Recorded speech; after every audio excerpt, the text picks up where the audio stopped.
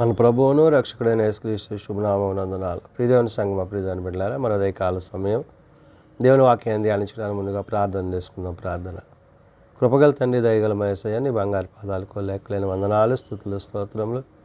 గతించిన రాత్రి అంతా నీ రెక్కల చాటును కాచి కాపాడి సంరక్షించిన దేవా, మన ఉదయకాల సమయం సజ్జలు ఎక్కడి నుంచి నేను ప్రార్థించుండగా వాక్యమైన దేవుడు వాక్యం ద్వారా నాతో మాట్లాడి మీరే మహిమ ఘనత ప్రభావాలు పొందమని యేసునామమున అడుగుచున్నాం తండ్రి.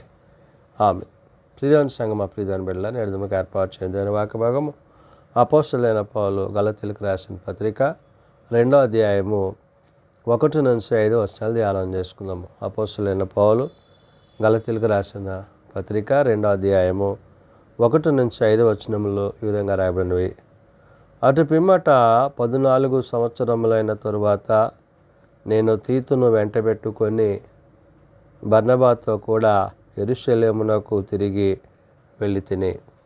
ప్రియదేవుని సంగమ, పౌలు తన పరిచర్యలో గలతీ సంఘానికి పత్రిక రాస్తూ మరి దేవుని యొక్క పరిచర్యలో తనతోటి పాలిభాగస్తులైన వారు, అపోస్తలులుగా పిలువబడ్డవారిగా, మరి ఎవరైతే బర్నబా అయితేనేమి, తిమోతి అయితేనేమి, తీతు అయితేనేమి, ఇలాగా క్రీస్తు యొక్క పరివారముగా, క్రీస్తు యొక్క పనివారిగా ప్రభు కొరకు ప్రత్యేకింపబడ్డవారై ఉన్నారు.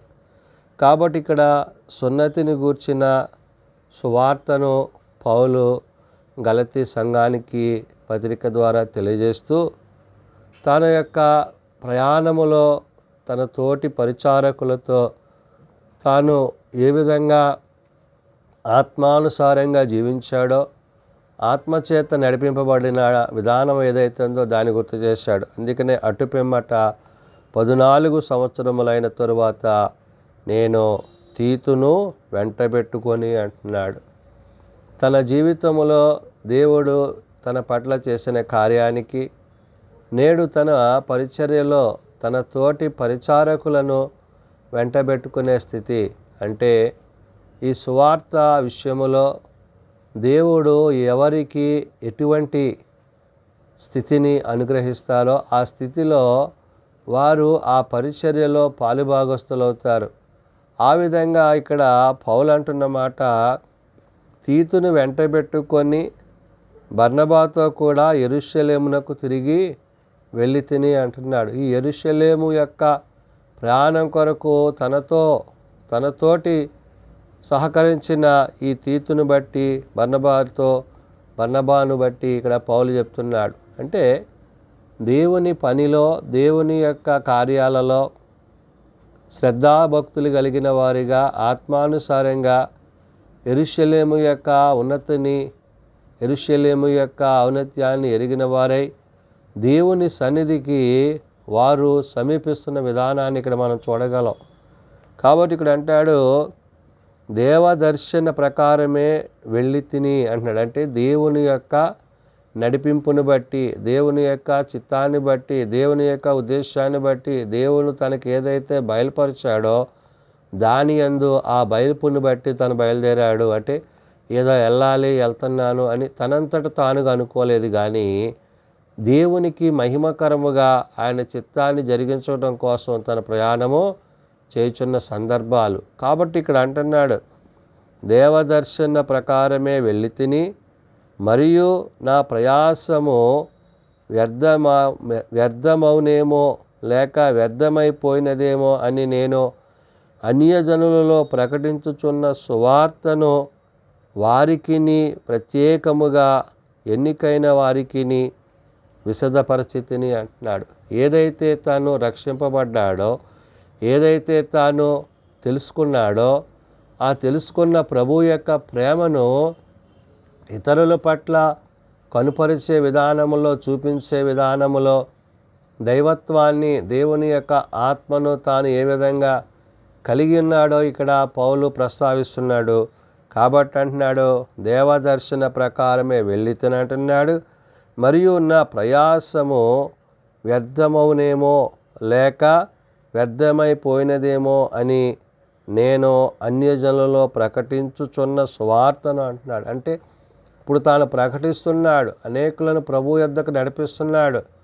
ఒకవేళ అది వారి మధ్య వారితో ఆ యొక్క సహవాసాన్ని కలిగి ఉన్న ఆ పరిస్థితులను తాను ఒకసారి మరలా జ్ఞప్తికి తెచ్చుకుంటున్నాడు. అంటే ఈ బోధ వల్ల, ఈ పరిచర్య వల్ల వాళ్ళలో ఏదైనా మార్పు, వాళ్ళలో పరివర్తన అనేది కలగాలి, వారు కూడా నా వలే మారు మనసు పొందాలి అనే విషయాన్ని పౌలు గుర్తు చేసుకుంటూ ప్రస్తావిస్తూ ఇక్కడ అంటున్నాడు.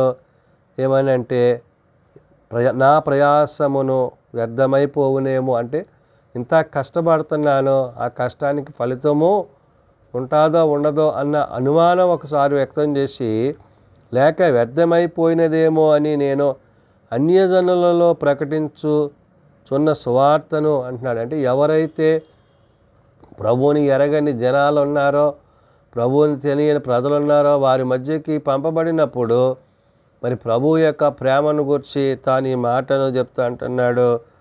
మరి సువార్తను వారికి ప్రత్యేకముగా ఎన్నికైన వారికి విశద పరిస్థితిని అంటున్నాడు. అంటే దేవుని యొక్క ఉన్నది ఉన్నట్లుగా సత్యానుసారంగా సత్యమును సర్వసత్యములోనికి నడిపించే విషయములో ప్రభు యొక్క సహాయము తనకు ఎంత అత్యధికముగా తన ప్రయాణములో తనకి తోడై ఉన్నదో ఆ ప్రత్యక్షతను బట్టి ఇక్కడ పౌలు ఈ మాటలు మాట్లాడుతూ, అయినను నాతో కూడానున్న తీతు గ్రీసు దేశస్థుడునైన అతడు సున్నతి పొందుటకు బలవంత పెట్టబడలేదు అంటున్నాడు. అంటే దేవుని యొక్క కార్యాలలో, దేవుని యొక్క పనిలో వారు ఏది చేసినా అది దైవత్వానికి, దేవుని చిత్తానికి విడిచిపెట్టారంటే ఒకరు బలవంతం చేత, ఒకరు ఇబ్బంది పరచడం ద్వారా జరిగేది కాదు అనే విషయాన్ని పౌలు ఇక్కడ ప్రస్తావిస్తున్నాడు. అంటే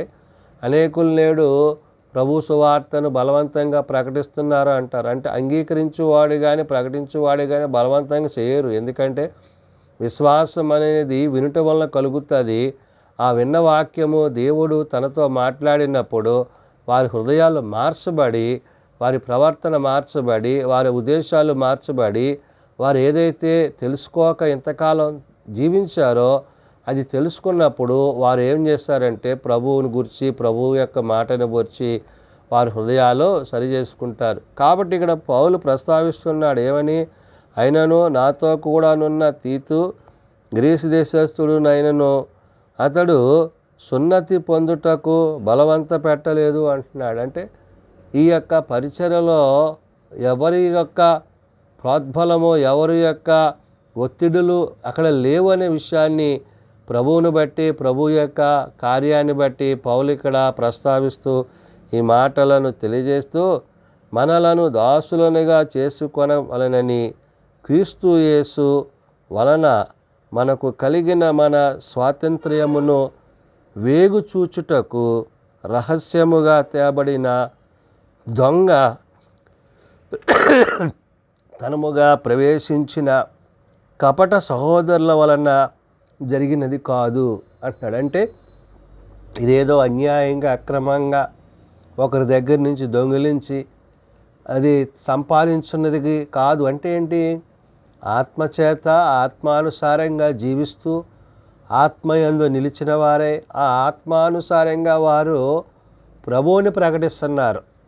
ఒకప్పుడు ప్రభువు కొరకు మరి జీవించేవారిని హింసించిన తాను ప్రభువు చేత దమస్కు మార్గంలో పట్టబడిన తాను ఇప్పుడు ప్రభువుని గురించి ఏమవుతున్నాడంటే, తాను చేస్తున్న ఈ యొక్క పరిచర్య ఇదంతా కూడా అది ఆత్మానుసారంగానే, అంటే ఒకరి ఒత్తిడి వల్ల కానీ ఒకరు బలవంతంగా జరిగేది కాదు.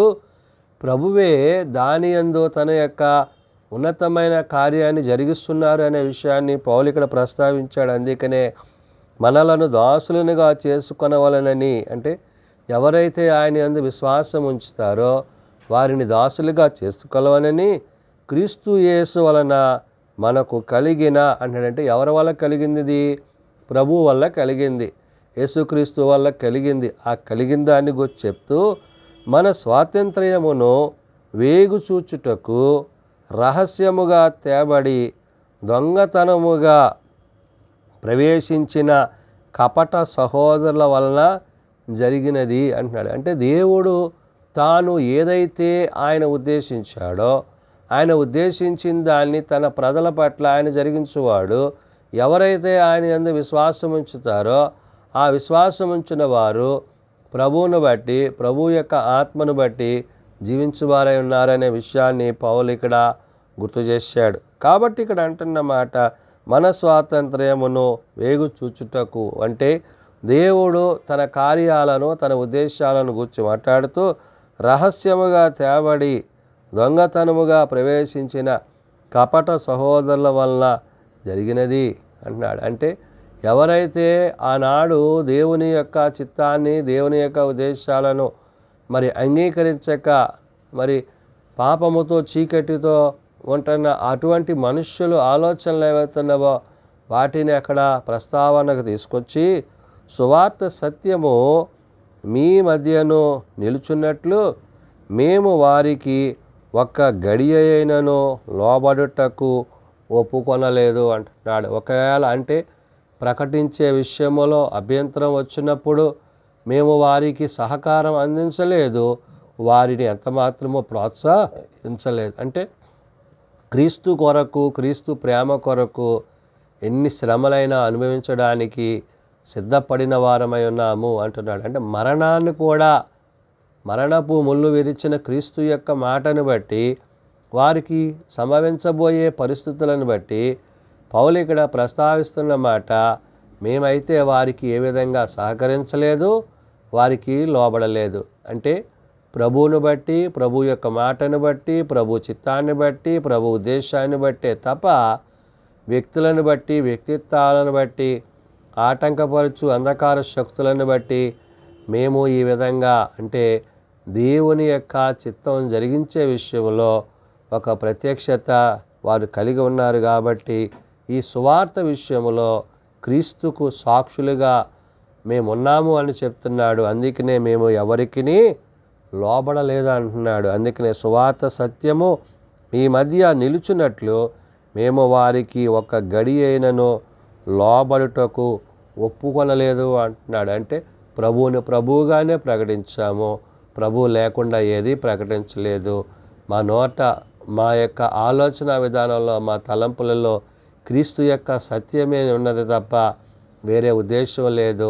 మా వ్యక్తిగతమైన అభిప్రాయాలు కానీ, ఆలోచనలు కానీ ఏమాత్రము కాక క్రీస్తు ప్రేమను బట్టి వారిని విశ్వాసంలోనికి మేము నడిపించాము. మాకు కలిగిన ఆటంకాలన్నిటిలో నుంచి దేవుడు మాకు సహాయుడే మమ్మల్ని నడిపించాడు అనే విషయాన్ని మరి పౌలు ఈ గలతీ సంఘానికి పత్రిక ద్వారా తెలియజేస్తున్నాడు. కాబట్టి మనము ప్రభువునందు విశ్వాసం ఉంచినప్పుడు ప్రభు మన ఎడల చూపించే ప్రేమ ఎంత ఉన్నతమైనదో పౌలు తన యొక్క పరిచర్యలో భాగంగా ఈ పత్రిక ద్వారా మనకి తెలియజేస్తున్న మాటలు. ప్రార్థన చేసుకుందాం. మమ్మల్ని మిక్కిలిగా ప్రేమిస్తున్న మా తండ్రి, కృపగలిగిన దేవా, అవును నాయన, నీ ప్రేమ యందు నిలిచి నీ కృపయందు కొనసాగుటకు నీ సహాయము, నీ సన్నిధి, నీ తోడ్పాటు, నీ తోడు దీవెన మా అందరికీ దయచేస్తున్నందుకే వందనాలు. అవును నాయన, నిన్ను పోలి నడుచుకున్న నీ ప్రియ సేవకులను బట్టి, విశ్వాసులను బట్టి, ఆనాటి అపోస్తులను బట్టి, పౌలను బట్టి, తీతును బట్టి నాయన, మరి తోటి పరిచారకులను బట్టి నీకు వందనాలు. ఎందుకంటే నాయన, నీ ప్రేమ ఉన్నతమైనది, నీ ప్రేమ అపారమైనది. ఆ ప్రేమ యందు వారు కొనసాగుతూ అనేకులను ప్రేమిస్తూ వారిని నీ ప్రేమలో నిలిపిన విధానాన్ని బట్టి వందనాలు. లోకము నుండి, పాపము నుండి ప్రత్యేకింపబడి మీ సత్యమును అనుసరించి సర్వసత్యములోనికి జీవించగలిగిన కృప మీరు అనుగ్రహించిన విధానాన్ని బట్టి వందనాలు.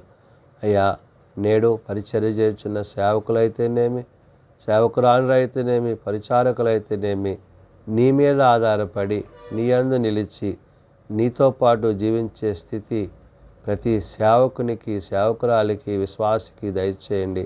ఎందుకంటే నాయన, ఆత్మ లేనివాడు నావాడు కాదని నీ వాక్యం సెలవిస్తుంది. కాబట్టి ఆత్మానుసారంగా జీవిస్తూ ఆత్మానుసారంగా నీలో కొనసాగే కృప మా అందరికీ దయచేయండి. బలహీనం ప్రభువా బలపరచు, రోగులం ప్రభువా స్వస్థపరచు. నీ చేతి గాయముల చేత మాకు స్వస్థతను ఆరోగ్యమును దయచేసినందుకే వందనాలు. వ్యాధి బాధ కష్ట నష్టాలు ఉన్న వారిని ముట్టి లేవనెత్తండి. వారి ప్రతి ప్రార్థన అవసరతల్లో సహాయం దయచేయండి. చిన్నబిడ్డలు, యవనులు, పెద్దలు, వృద్ధులు ప్రతి వారిని వారి వారి తరగతుల చొప్పున ఆశీర్వదించి దీవించి మీ కృప చేత నింపమని, దిన పరిచర్యల్లో సేవలో నీ సన్నిధి మాపై ఉంచమని, నీ రాకడికే మమ్మల్ని సిద్ధపరచుమని యేసు ఉన్నత నామమున ప్రార్థించి వేడుకొనుచున్నాం తండ్రి. ఆమేన్. పరలోకమందున్న మా తండ్రి, నీ నామం పరిశుద్ధపరచబడుగాక, నీ రాజ్యం వచ్చుగాక, నీ చిత్తం పరలోకమందు నెరవేర్చినట్లు భూమి మీద నెరవేరుగాక. మా నిందనాలను మాకు దయచేయము. మళ్ళీ అపరాధం చేసిన వారిని మేము క్షమించిన ప్రకారం ఆ అపరాధములను క్షమించము. శోధనలతో ఏకాదశులను తప్పించము. రాజ్యము, శక్తి, మహిమ నిరంతరము నీవేనవు తండ్రి. ఆమేన్. మన పరమ తండ్రి అయిన దేవుని ప్రేమ, ప్రభువైన యేసుక్రీస్తు కృప, పరిశుద్ధాత్మ నిత్య సహాయము నిరంతరము సదా తోడయండి సంరక్షించునుగాక. ఆమేన్.